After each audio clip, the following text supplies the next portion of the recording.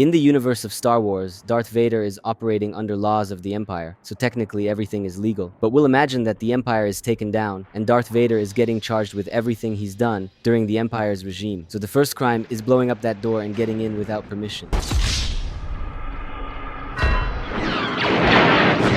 These stormtroopers operate under the command of Darth Vader, so he is responsible for all the rebels they shot down. And in this room, it's 5 of them.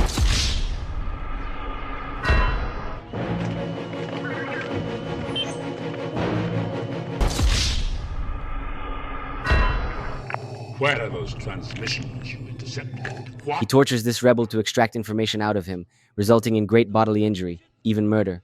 This would easily get Vader a life sentence.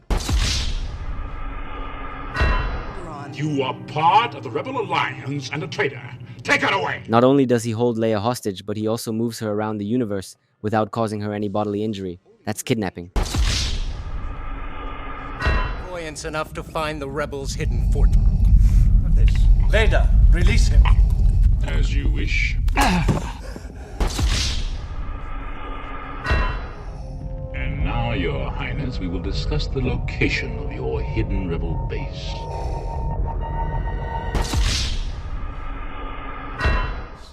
I have chosen to test this station's destructive power on your home planet of Alderaan. Darth Vader didn't give a direct order to blow up the entire planet Alderaan, but he had a huge contribution to it being done. He could interfere in some way if he wanted to, but he didn't, thus making him complicit in mass murder of 2 billion people. This is insane compared to other crimes. Even life imprisonment wouldn't be enough for this crime.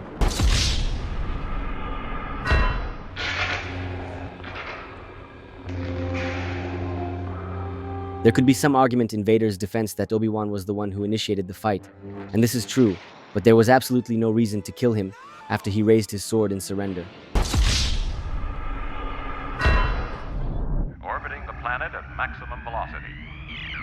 Now, Darth Vader and associates intended to completely destroy the rebel base on Yavin 4 using the Death Star, which they failed to do. Even though they failed, criminal attempt laws make planning and making a significant move toward a crime enough to charge as if the act had occurred. We count 30 rebel ships, Lord Vader, but they're so small they're evading our turbo lasers. We'll have to destroy them ship to ship. Get the crews to their fighters. 30 rebel ships were launched towards the Death Star, and only 4 of them survived, and here Darth Vader was giving direct orders to destroy them.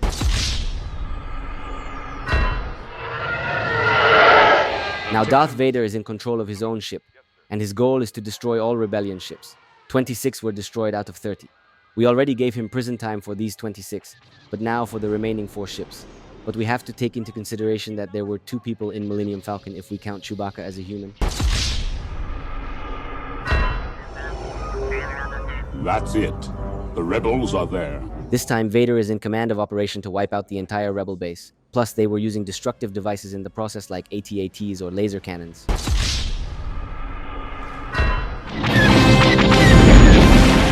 Now they are following and trying to take down Millennium Falcon with 3 people inside.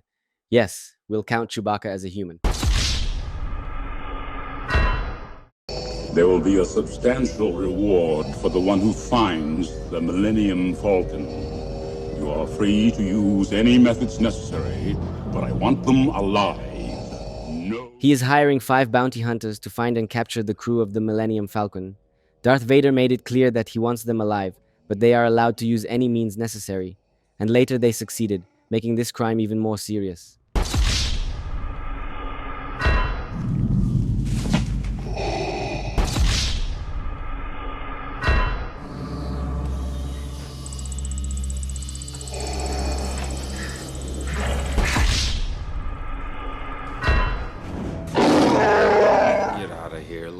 Darth Vader is already charged with kidnapping, but it's a separate crime from hostage-taking. He is using them to gain an advantage that is luring Luke Skywalker, which falls under definition of taking hostages.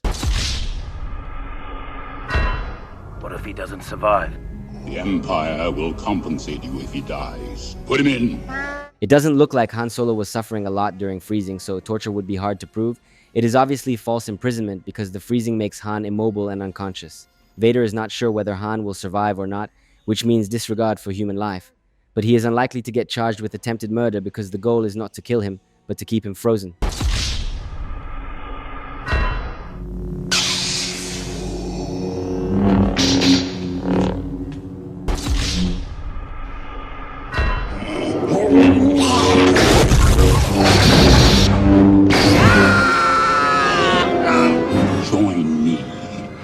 will complete your training. Without... It wasn't Vader's goal to kill Luke, but convince him to join the dark side, but he would be guilty of cutting off Luke's arm.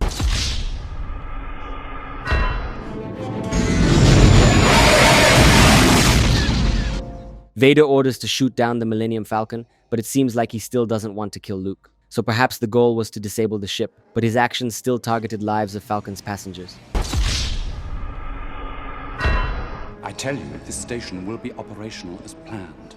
Darth Vader is clearly aware of the construction of the second Death Star and actively assists in its construction, the purpose of which is mass murder. This is a rebel that surrendered to us. Leave us. Yes, my lord. Luke surrendered to stormtroopers himself, so capturing Luke wasn't Vader's responsibility, but the decision to continue holding Luke hostage was made personally by Darth Vader, thus making him guilty of false imprisonment.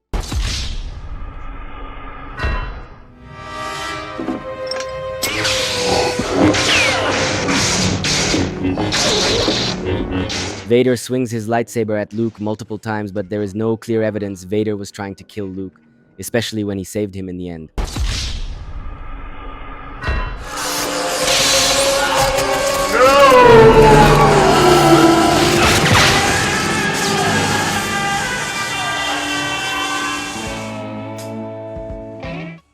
The best thing he's ever done.